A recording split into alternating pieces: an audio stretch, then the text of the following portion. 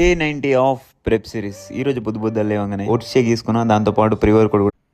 Hello friends, ఇక్కడ Kaushik video నేను delete చేసేసాను. ఏదో భయపడిపోయో ఈ పిల్లనాయలు కొంతమంది కమెంట్ చేసిన వాళ్ళకి అది ఇది అని కాదు. కౌశిక్ నేను బాగానే మాట్లాడుకున్నాం, అంతా బాగానే జరిగిన కాన్వర్జేషను.